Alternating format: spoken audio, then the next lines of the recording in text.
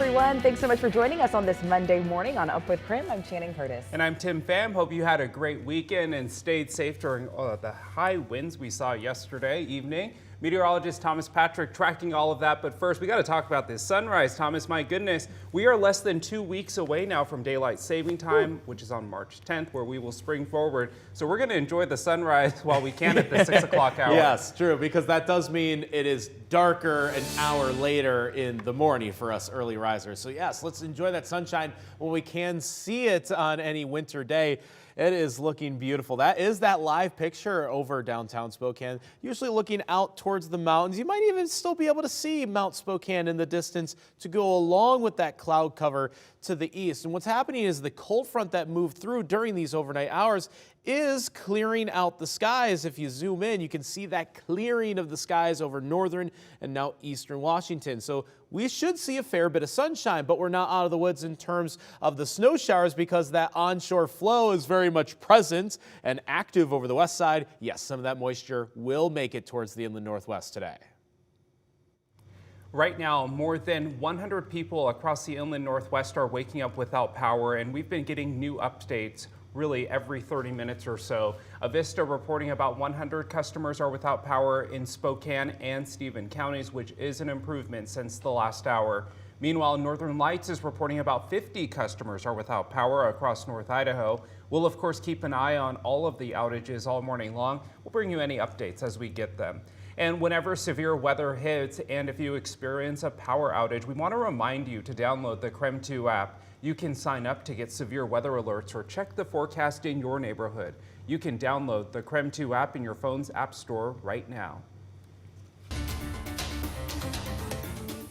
Today, the West Plains is hosting a community meeting to answer some questions about water contamination.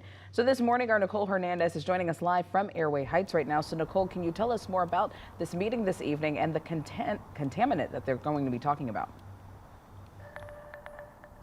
Yeah, Channing, so this meeting's all going to be about PFAS. That's a chemical in fire retardant that's now seeping into the water in the West Plains and in Airway Heights. So Dr. Bob Lutz is actually going to be here in Airway Heights at the hub to answer questions the community has about PFAS. If you remember, Dr. Lutz was the regional health officer for the Spokane Regional Health District. Last week we talked to him and he told us people should try to avoid PFAS exposure. And right now, primarily in West Plains, it's water, but also know that if you're eating foods that have been grown out there or animals that have been raised out there, it's likely they've been exposed to PFAS as well. So the EPA says they're going to pay to test 300 people's water wells in the West Plains. You can find the link to request a test there on our website, krem.com. And Dr. Lutz says there's also a blood test you can take to see if you have PFAS in your blood.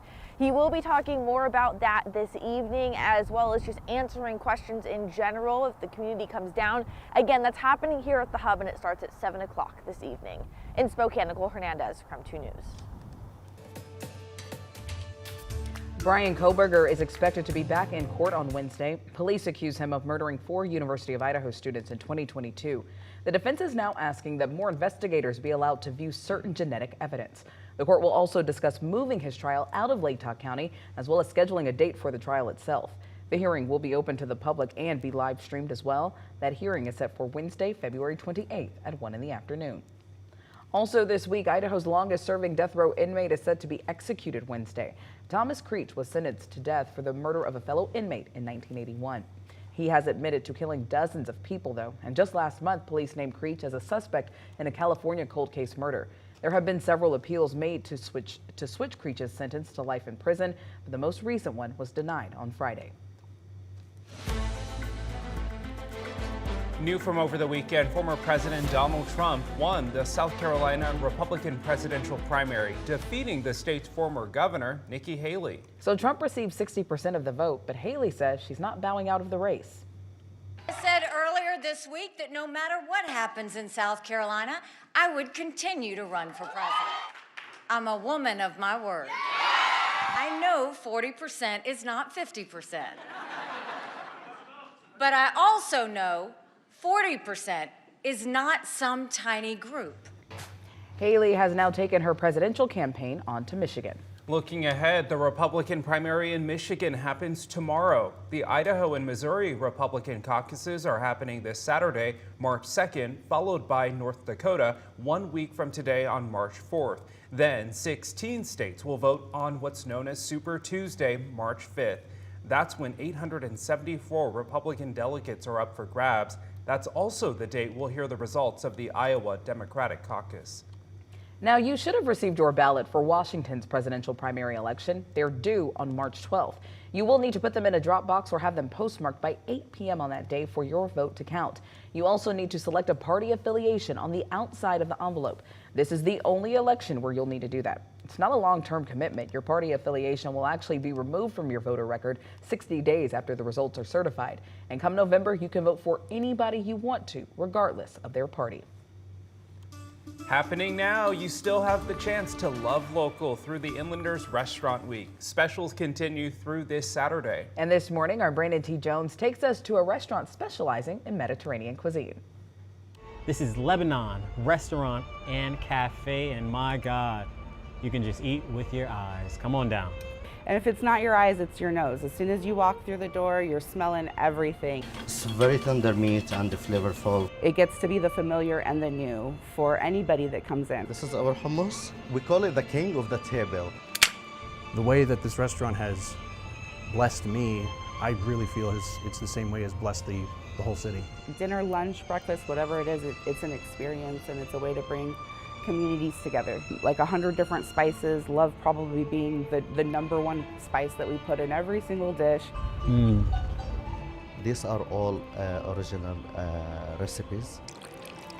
Well, it's just a great thing that we have something so authentic, because it could be easy to lose some of the real thing overseas. We'll probably find a way to make sure that you're dancing by the end of the night too, and so that's all that matters. I'm so hungry now. I'm just so very hungry right now. So for more information, though, about Inlander Restaurant Week, you can text the word menu to our number 509-448-2000. We'll send you a link right to your phone with all the details.